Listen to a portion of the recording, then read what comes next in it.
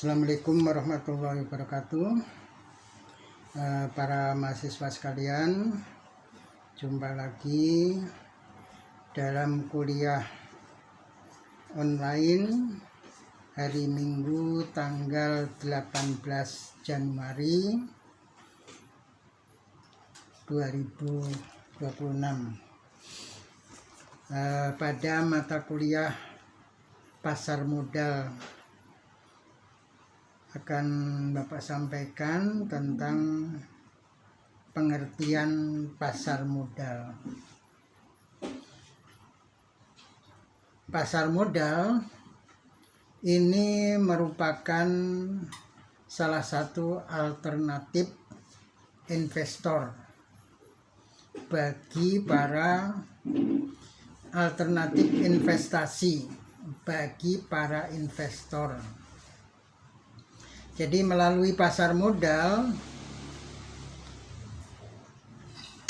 investor dapat melakukan investasi di beberapa perusahaan melalui pembelian efek-efek yang ditawarkan atau yang diperdagangkan di pasar modal.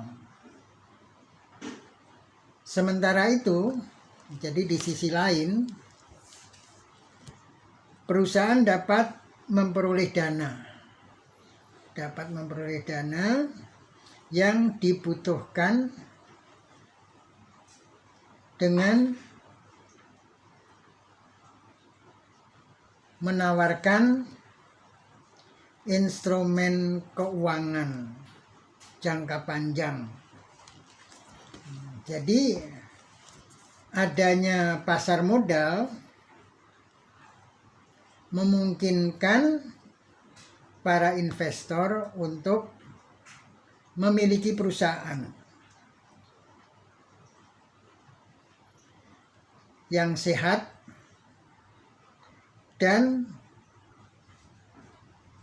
berprospek baik. Jadi ini bedanya dengan investasi langsung.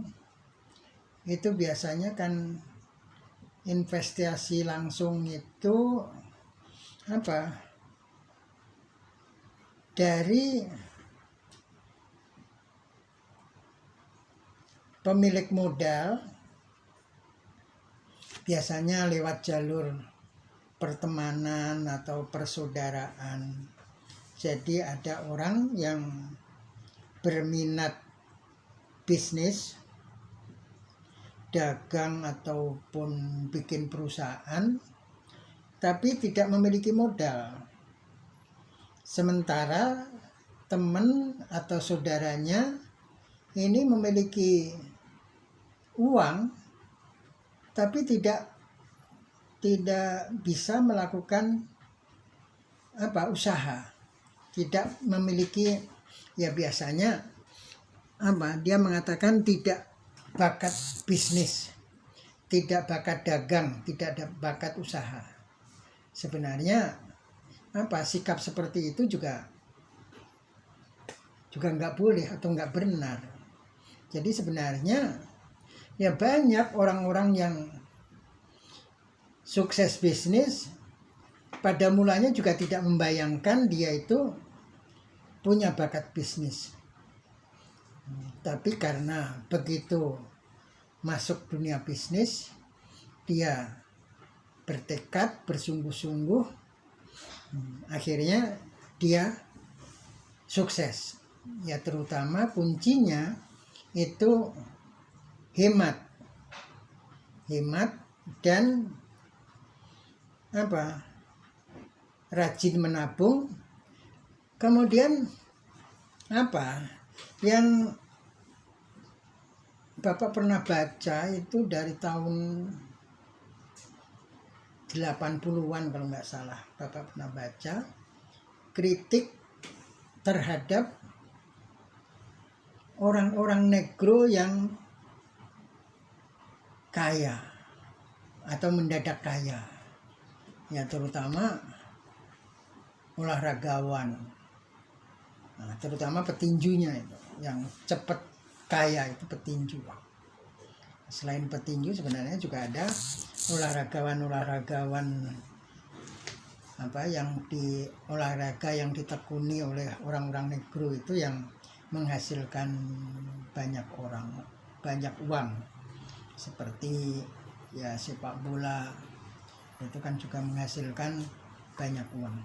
Nah, ciri-ciri orang negro itu kalau kaya atau terutama kaya mendadak, dia nggak ada pikiran melakukan saving terhadap kekayaannya, apalagi diinvestasikan dalam usaha yang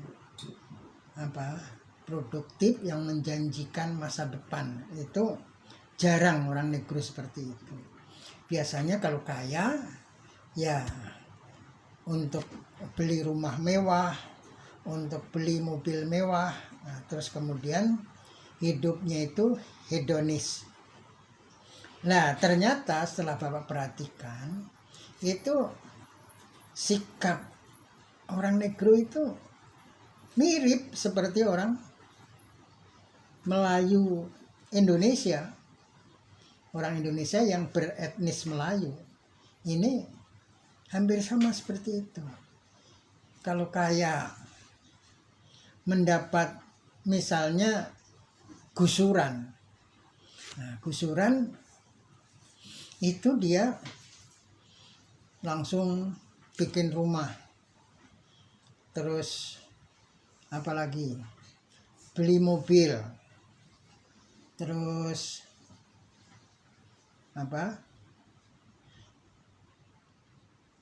pergi haji. Ya pergi haji sih emang kewajiban, ya dapat duit kewajiban. Tapi kadang-kadang gini, pergi hajinya tidak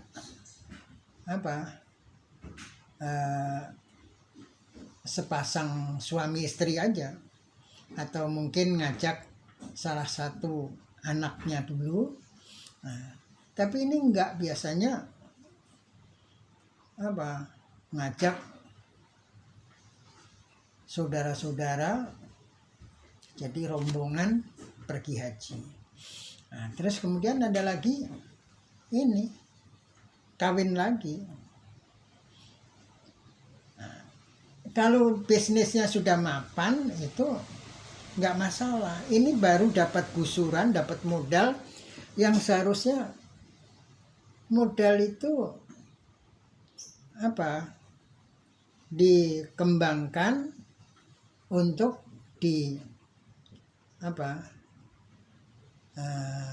buat, kan gini sebenarnya, ketika dapat gusuran, apalagi gusuran ini gusuran sawah itu sebenarnya kan sumber penghasilan. Ketika sawahnya digusur, itu kan harusnya dia memindahkan bisnisnya itu ke usaha yang lain. Bapak punya tetangga, waktu itu orangnya sudah sangat sepuh, jalannya juga sudah bongkok, tapi dia tidak hedonis hidupnya. Dia masih punya tanah pekarangan yang ditanemin singkong, yang hasilnya nggak seberapa. Tiap hari dia asik nyangkul di kebun, barangkali buat olahraga atau iseng-iseng. Nah, sehingga ya dia meskipun sudah sangat sepuh tapi masih sehat, masih lincah. Nah, itu diledekin lah sama tetangga saya, diledekin, "Kong, ngapain nyangkul kayak gitu tiap hari, apalagi tanamannya singkong nggak ada hasilnya. Udah jual aja ini kebun, ini nanti ini duitnya berapa, apalagi ini di pinggir jalan raya ini duitnya banyak. Oh enggak, dia jawabnya itu serius meskipun dicandain serius. Kemudian akhirnya dia cerita, saya punya sawah. Nah, barangkali kalau Anda orang Bekasi tahu Takeda, pabrik obat-obatan, yaitu antara lain produksinya yang sempat terkenal yaitu Sonsi. Nah, itu kata dia, dulu tanah dia itu, sawah dia dibeli oleh ya pabrik-pabrik Takeda dan pabrik-pabrik yang ada sekitarnya. Nah, dia nggak terus foya-foya mendapat uang yang sangat banyak. Dia belikan tanah di Sukatani, sawah di Sukatani. Ya tentunya akan berlipat ganda. Misalnya di tempat Takeda itu dia punya 1 hektar, dibeliin di Sukatani bisa menjadi 2 hektar atau lebih. Nah, dia cerita seperti itu. Nah, apalagi tanah kebunnya dia itu sayang untuk menjual tanah itu. Nah, jadi jarang orang yang seperti itu. Jadi dia memindahkan sumber ekonominya sawah yang dapat gusuran dari pabrik. Nah, kemudian dia pindahkan untuk dapat sumber penghasilan di tempat lain. Nah, karena dia nggak bakat bisnis atau usaha, ya dia pindahkan tetap sebagai sawah sebagai produk pertanian. Nah, ini dia sehingga tetap stabil. Jadi kalau nggak bakat, ya tadi Bapak katakan sebenarnya tiap orang itu ya punya bakat, tapi ada sifat yang yang menjadi penghambat dalam bisnis, yaitu sifat malas, terus langsung pengen menjadi seperti bos. Itu jangankan modal kecil. Ada cerita dari bapak angkat saya dari Berlan, karena bapak dulu pernah tinggal di Berlan di Jakarta Timur. Itu bapak angkat saya itu pensiunan ABRI. Kemudian beliau ini punya mertua seorang lurah di wilayah Bekasi Barat. Nah, kemudian ketika zamannya gusuran, Pak Lurah ini punya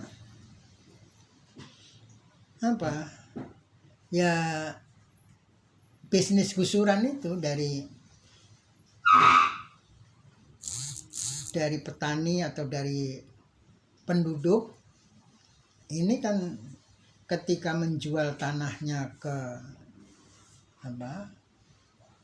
perusahaan-perusahaan yang membutuhkan tanah untuk lokasi usaha atau pabrik, nah, tentunya dapat fee dari dua belah pihak, dari penduduk dan dari perusahaan.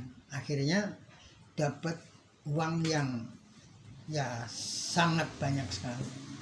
Itu pada tahun 70-an. Pada tahun 70-an ketika wilayah sebelah timur Jakarta itu menjadi kawasan industri. Sampai akhirnya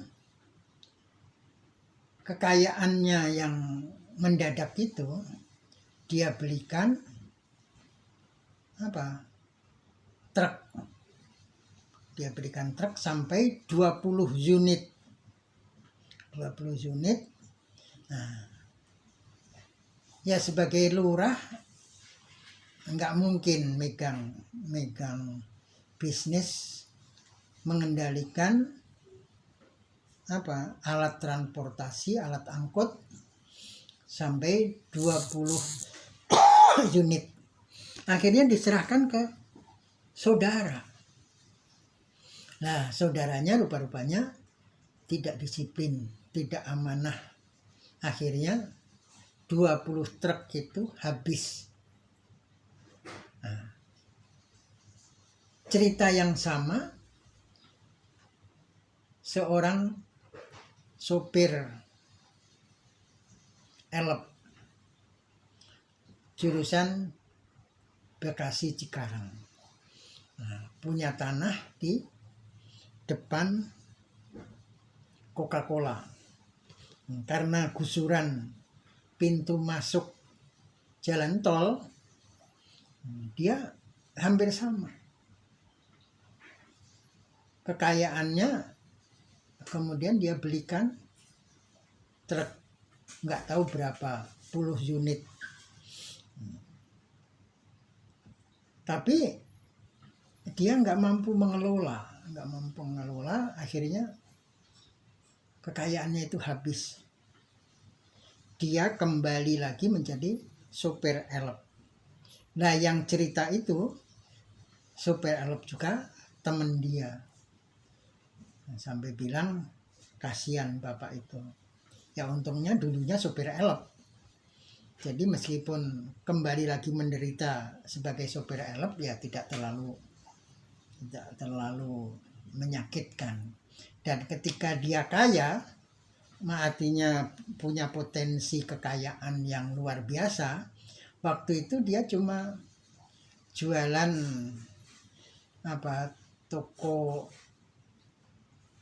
toko kelontong juga, bukan toko kelontong yang besar, toko kelontong kecil. Kemudian tempatnya disewakan sebagai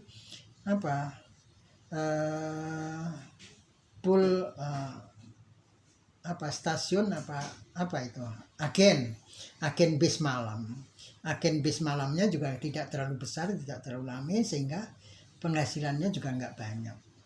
Jadi ketika dia masih kaya potensial, dia tidak hidup mewah, biasa-biasa aja. Nah, kemudian setelah tempat bisnisnya itu kena gusur pintu tol, dia punya kekayaan yang melimpah. Kemudian dibelikan truk, nggak tahu berapa unit. Akhirnya truknya itu habis dan dia kembali lagi menjadi sopir elep. Nah, jadi sebenarnya ketika tidak, ya bisnis itu bagaimanapun ya harus ditekuni sendiri. Kalau misalnya rugi, itu kan dapat pengalaman bisnis. Dan kalau dikendalikan sendiri, itu ketika mengalami kerugian itu, sehingga dia bisa mempelajari bagaimana dia bisa segera mengevaluasi sehingga bisa pulih. Nah, kemudian berkaitan dengan pasar modal, ini yang menjual efek-efek ini kan pebisnis yang sudah mapan. Jadi memerlukan tambahan dana, tambahan modal, suntikan modal, sehingga dia mengeluarkan saham, obligasi, dan lain-lain. Nah, untuk mengeluarkan saham, obligasi, dan lain-lain, ini tentunya bisnisnya juga sudah mapan. Karena untuk masuk pasar bursa, ini kan ada syaratnya. Dia harus bisa membuat portofolio bisnisnya. perusahaannya seperti apa, modalnya seperti apa, propertinya seperti apa, kekayaannya seperti apa, semua itu dibuat portofolio bisnisnya, sehingga diajukan ke pasar modal, sehingga dia bisa mengeluarkan saham yang bisa dijual di pasar modal. Jadi bisnisnya sudah mapan, sehingga ketika orang beli saham itu relatif lebih aman dibandingkan Anda misalnya punya modal untuk modalin orang yang baru berangkat bisnis. Nah, jadi ya upayakan kalau Anda misalnya pengen bisnis seperti itu, Anda jangan lepas tangan, harus masuk ke bisnis itu. Jangan modal Anda serahkan. Kalau Anda serahkan, nah ini resikonya kalau bangkrut, terus teman Anda atau saudara Anda tidak mampu mengembalikan, mau bilang apa? Nah, kalau yang bersangkutan bisa saja mengatakan, maaf saya belum bisa mengembalikan. Nah, tapi kapan mengembalikannya ya tidak diketahui. Jadi itulah pasar modal.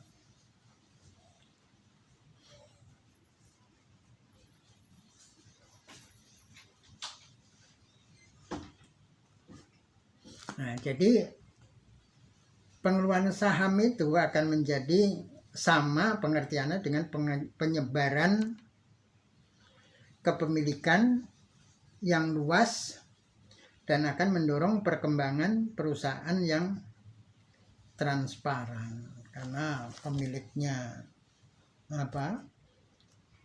semakin banyak dan perusahaannya juga sudah go public. Jadi perusahaan itu kalau sudah masuk pasar modal, maka perusahaan itu disebut sebagai perusahaan yang sudah go public.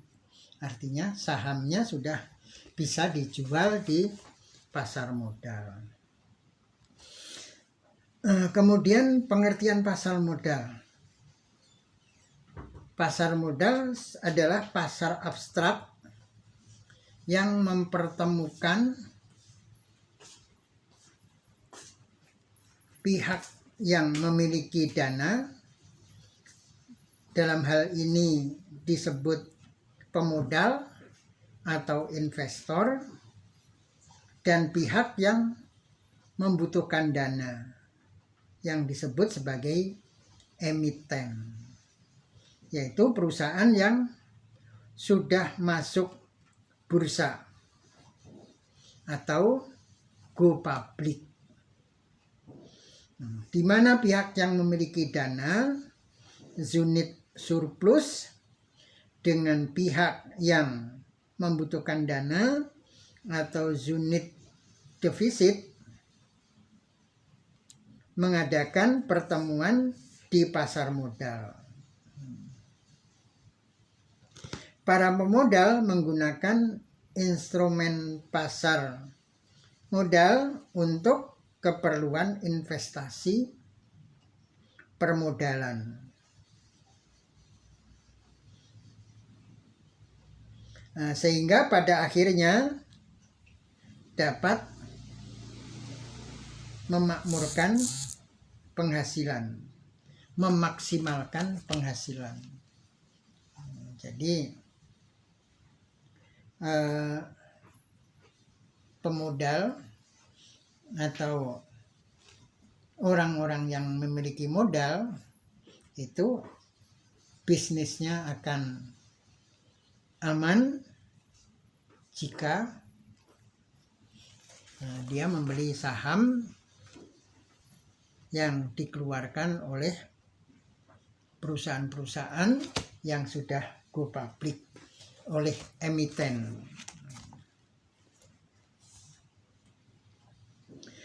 Secara konkret yang dimaksud dengan pasar modal adalah bursa efek atau securities exchange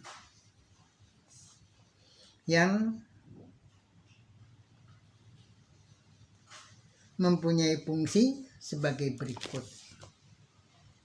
Yang pertama, menciptakan pasar secara terus-menerus bagi sekuritas yang telah ditawarkan kepada masyarakat. Sekuritas yang telah dimiliki umum. Sekuritas atau security, jadi jangan Anda bayangkan security satpam. Ini sekuritas itu surat berharga yang bernilai dan dapat diperdagangkan, itu sekuritas. Jadi saham, obligasi, dana reksa dan lain-lain itu disebut sekuritas. Kemudian tadi kata portofolio, ini Anda juga jangan bingung karena portofolio itu tergantung konteknya.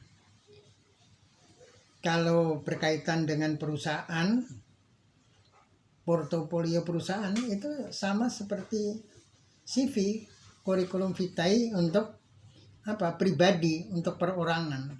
Nah, kalau portofolio itu untuk perusahaan.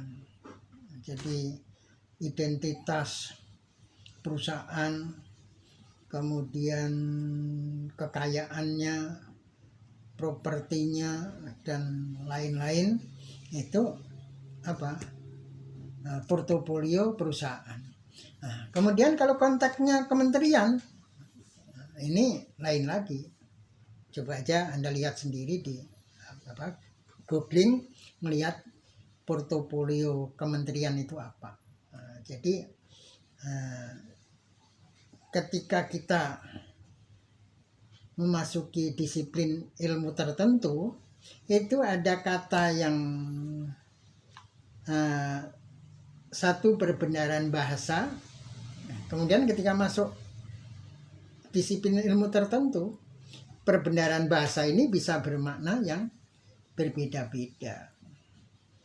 Ya sama aja dengan misalnya kata bulan.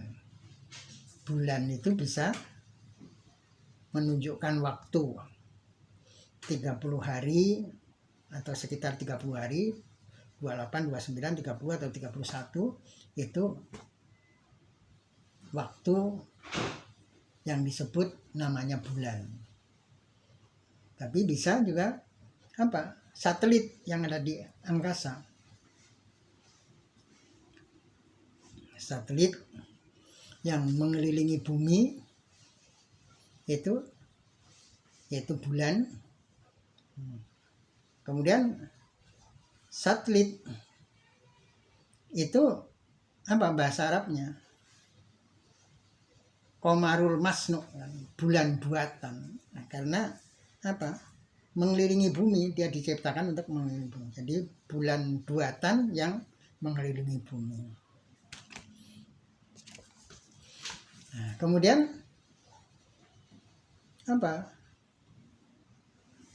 nggak punya duit di tanggal-tanggal tua, disebutnya tanggung bulan. Nah, terus ada perempuan yang sudah balik, itu ada tamu setiap bulan, itu disebut bulanan juga. Nah, jadi satu perbenaran bahasa itu masuk ke disiplin ilmu, itu akan menjadi makna yang berbeda-beda, yang kadang-kadang jauh sekali dari apa yang digunakan dalam disiplin ilmu tertentu.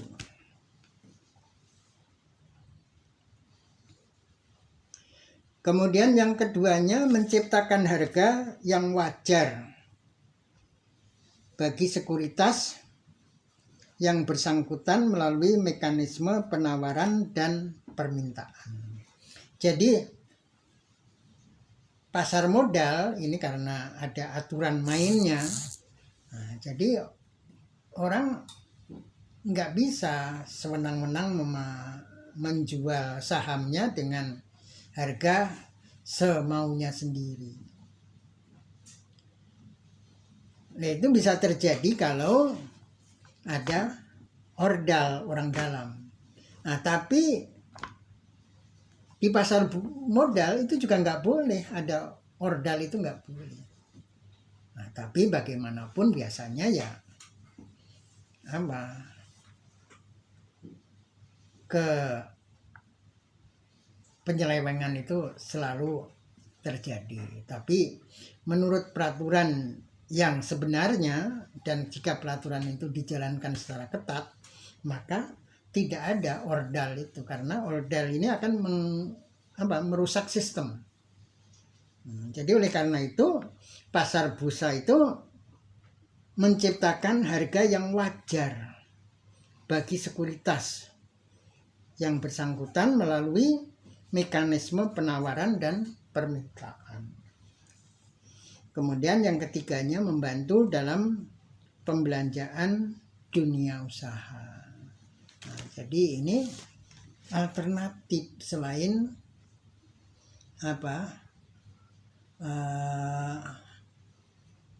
perusahaan itu bisa memperoleh modal dari perbankan. Nah, ini pasar modal itu menjadi alternatif bagi perusahaan. Jadi kalau Anda punya perusahaan, kemudian Anda pengen suntikan dana, sementara perusahaan Anda sudah mapan, Anda tinggal bikin portofolio, kemudian mengajukan ke pasar modal untuk go public. Anda bisa mengeluarkan saham dan laku dijual di pasar modal.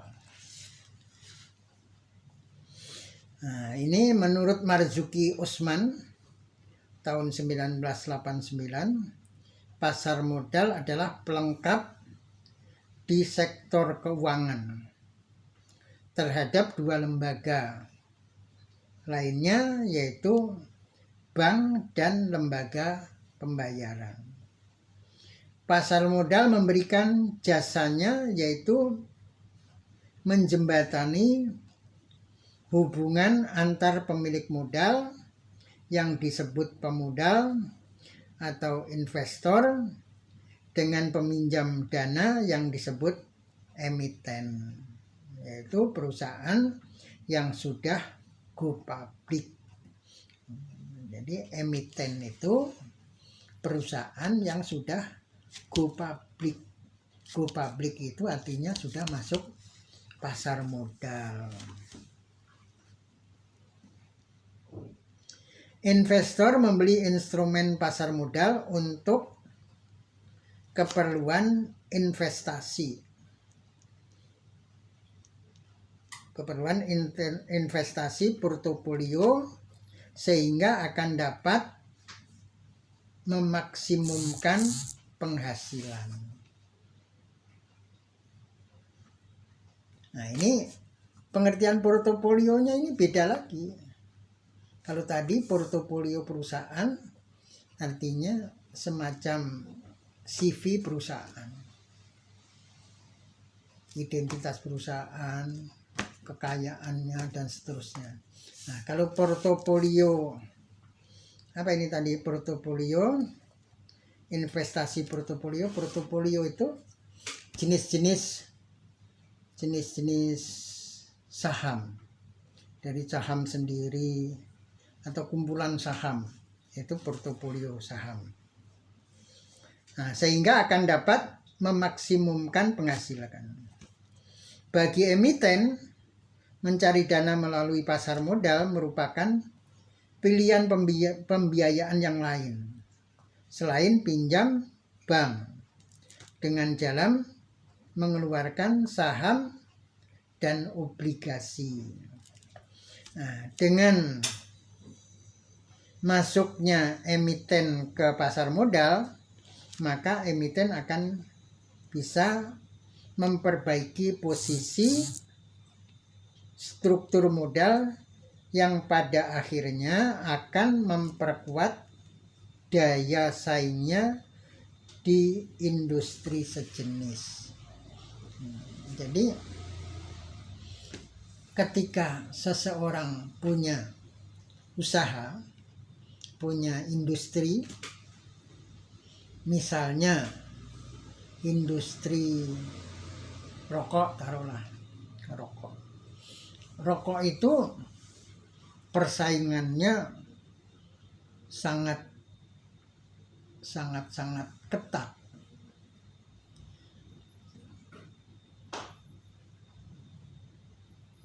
Kebetulan Bapak berasal dari daerah yang terkenal industri rokoknya, yaitu dari Kediri.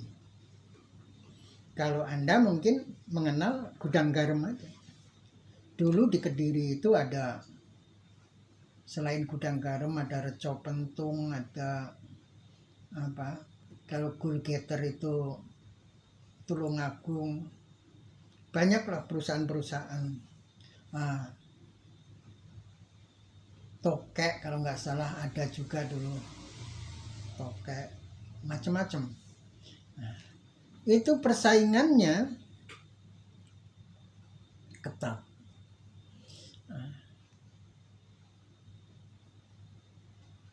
Nah, dulu ada persaingan yang tidak sehat, yaitu istilah orang Kediri itu dibledosni. Dibledosni itu diledakkan. Nah, kalau sekarang diledakkan itu mungkin pengertiannya beda ya, sama dengan diviralkan. Tapi pengertian dibledosni yang makna atau apa, makna lugawinya itu diledakkan, itu bukan diviralkan, tapi produknya itu dirusak. Nah, jadi misalnya perusahaan A bersaing dengan perusahaan B. Nah, perusahaan A itu terkenal misalnya rokoknya itu enak, menjadi apa, favorit masyarakat banyak. Nah, kemudian perusahaan B kesusahan untuk menyaingi perusahaan A ini. Akhirnya perusahaan B melakukan cara yang curang, yaitu membeli produk perusahaan A dengan jumlah yang banyak, kemudian ditimbun. Mungkin juga dengan cara bagaimana, atau di temperatur yang akan merusak rokok ini. Nah, setelah rokok ini rusak, cita rasanya itu rusak, ini kemudian dijual di pasar, dikeluarkan di pasar. Nah, sehingga masyarakat ketika merokok ini merasakan, loh kok merek A ini dulu enak banget, kok sekarang kenapa rasanya begini. Nah, terus akhirnya orang akan meninggalkan produk pabrik rokok A ini. Itu waktu tahun 70-an itu masih pernah terjadi seperti itu. Nah, karena perusahaan yang kebetulan hasilnya itu dibledos nih oleh perusahaan lain, itu produknya ditarik kembali karena dia kaya, ditarik kembali ke perusahaan, kemudian dibagi-bagikan secara gratis untuk karyawannya, baik karyawan laki maupun karyawan perempuan, dibagi secara gratis. Dan di wilayah Kediri sendiri ada yang dijual tapi dengan harga yang beda, harga yang murah. Karena anak-anak yang baru belajar merokok itu kan asal ngebul aja nggak dirasakan rasanya seperti apa. Nah, itu merusak citra produk itu dengan cara seperti itu. Nah, kemudian ada juga kalau ada pilihan lurah, nah itu antar perusahaan rokok ini taruhan tidak hitungan lagi. Misalnya 10 juta atau 100 juta, itu tidak hitungan kayak gitu. Nah, tapi uang recehan terbesar misalnya sekarang 100.000 berapa kilo, itu taruhan. Nah, dan akhirnya perusahaan-perusahaan yang kalah taruhan itu menjadi bangkrut, hilang sudah. Akhirnya di kota Bapak di Kediri hanya ada satu perusahaan besar. Nah, terus ketika ada satu perusahaan besar di Kediri, dengan kemudian di Malang ada juga perusahaan rokok yang terkenal yang ternyata citra rasanya digemarin oleh kalangan anak-anak muda. Nah, itu pada pemilu tahun 70-an itu juga dihancurkan dengan judi. Di waktu itu pemilu taruhan berapa kilo uang receh terbesar pada waktu itu. Akhirnya perusahaan yang di Malang itu kalah dan akhirnya bangkrut. Nah, sehingga sekarang perusahaan yang ada di Kediri ini menjadi jagonya.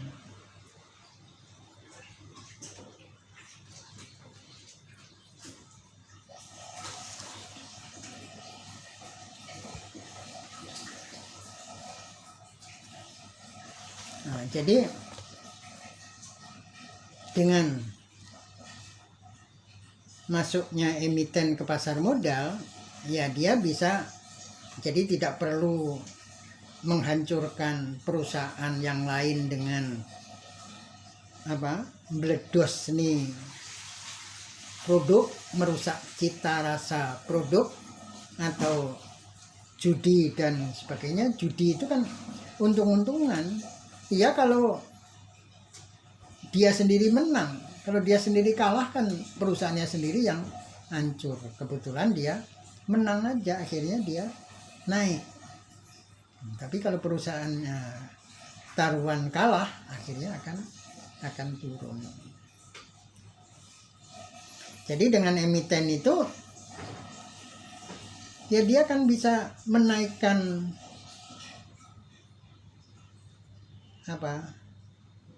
daya saingnya. Ya kalau rokok itu kan bisa kretek, bisa produk yang filter, bisa produk yang kalau di wilayah Jawa Timur misalnya untuk konsumsi orang-orang tua yang pakai bungkus kulit jagung itu klobot. Atau mungkin kalau di wilayah Jawa Barat bisa bikin produk pembungkusnya itu daun kawung. Nah, itu kan bisa. Nah, jadi untuk menambah jenis produk.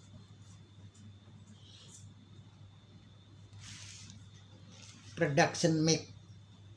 Jadi bukan, ya apalagi kalau bisa production mix ke produk yang lain selain rokok. Nah, kalau production mix itu kan ketika Bapak belum belajar ekonomi, itu di Bekasi ada pabrik mebel, kemudian juga bikin sepeda ketika mulai ramenya sepeda sepeda yang seperti sekarang digemari oleh kalangan bapak-bapak dan anak-anak muda. Nah, itu bikin sepeda. Bapak pikir kok nggak nyambung, pabrik mebel kok bikin sepeda. Nah, itulah namanya production make. Nah, jadi Anda misalnya secara kecil-kecilan, kalau Bapak dulu pernah diajarin temen, kebetulan Bapak sudah ngajar di INISA itu kan dari sejak INISA berdiri, tahun 84 ngajar di INISA. Kemudian 86 Bapak kerja di kantor di Jakarta. Nah, kata temen, Bapak sudah punya penghasilan. Terus tapi kata temen ini, cuma dua-duanya sama-sama penghasilan bulanan. Nah, terus dia ngajarin Bapak, cari penghasilan tengah bulanan, penghasilan mingguan, penghasilan harian. Nah, jadi kalau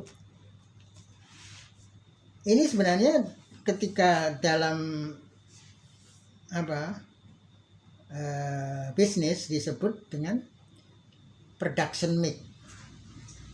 Tapi waktu itu Bapak belum mempelajari ilmu ekonomi, belum kuliah di